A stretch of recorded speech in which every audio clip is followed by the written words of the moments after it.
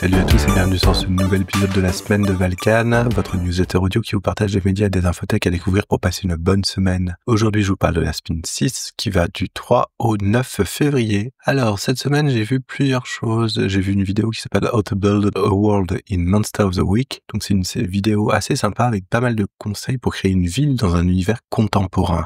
Alors, les grands principes, c'est faire le centre-ville, utiliser les gens du centre-ville pour faire les premiers PNJ, les imaginer avec chacun un playbook ou une classe, suivant le jeu auquel vous jouez, imaginer leur histoire et donner de contact à chacun des joueurs. Et normalement, à partir de ça, vous allez pouvoir broder et créer une ville avec des personnages, on va dire, récurrents, avec une vraie impression de vie. J'ai aussi vu une vidéo qui s'appelle « On est en train de sélectionner les gens les plus dangereux ». C'est une vidéo que j'ai vu passer sur Mastodon, elle m'a beaucoup marqué. Je trouve que la réflexion d'Albert Jacquard dans cette vidéo sur la compétition et la mise en compétition systématique est très proche de mon ressenti actuel sur la société. Donc j'ai été vraiment touché par cette vidéo et je trouve que c'est très important de voir qu'il y a des gens qui ont réfléchi aussi sur le sujet. J'ai vu aussi une vidéo de Syllabus, pourquoi on ne ronfle que quand on dort. Alors c'est très sympa, ça explique un petit peu d'où vient le ronflement, ça donne pas vraiment de remède miracle malheureusement pour y remédier, mais en tout cas vous savez mieux les techniques qui ont l'air de mieux marcher, on va dire, de temps en temps pour réduire le ronflement. Et vous allez apprendre que vous pouvez ronfler de plusieurs endroits différents. J'ai continué la suite de Sakamoto Days, donc toujours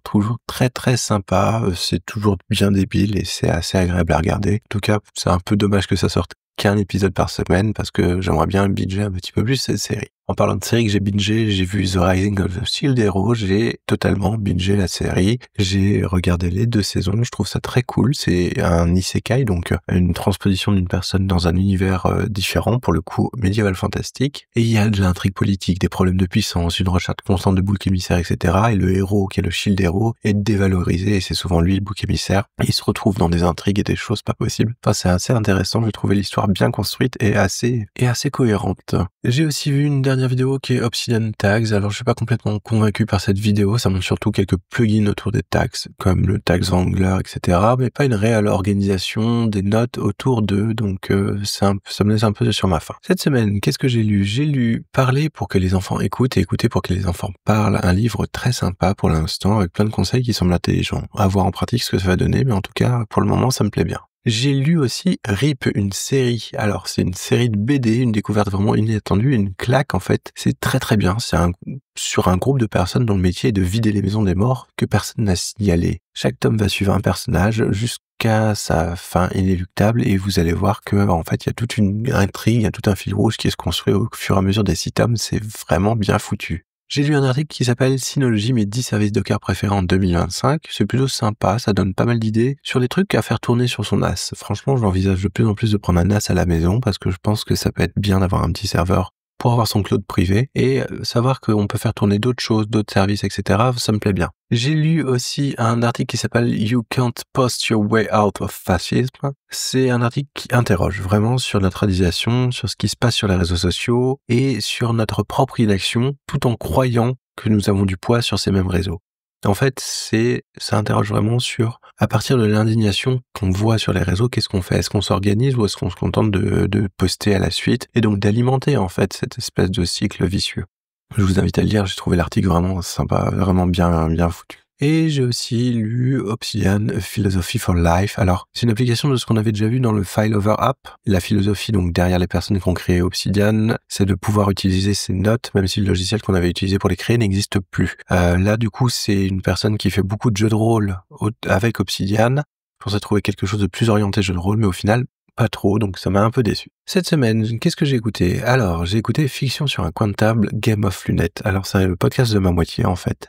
Et elle écrit et met en podcast des fictions qu'elle a créées. Donc je vous invite à l'écouter. Moi j'ai beaucoup aimé celle-là, en tout cas c'était sympa, ça changeait pas mal. J'ai aussi écouté JDR Academy, l'horreur liminal in the wood, que j'ai trouvé pas mal pour de la folk horror. C'était plutôt pas mal mené, c'était intéressant, il y avait une vraie ambiance, c'était sympa. J'ai continué et fini le podcast Le piège dans les coulisses du développement personnel. Alors un podcast super intéressant sur l'emprise, la façon dont elle peut se mettre en place très rapidement dans le cadre d'un séminaire pour le développement personnel. Et moi j'ai été quand même pas mal choqué par toute l'évolution en fait du podcast et la façon dont ça monte en puissance, c'est assez fou. J'ai aussi écouté plein de choses, plein d'épisodes de Tech Café, hein, donc notamment le dernier DeepSeek, la baleine dans la mare. Alors j'ai adoré la créativité et la façon dont les gens perdent les bots IA dans les méandres de leur propre recherche d'informations. C'est-à-dire qu'il y a des gens qui mettent en place des choses pour lutter contre les bots qui on va dire, scroll et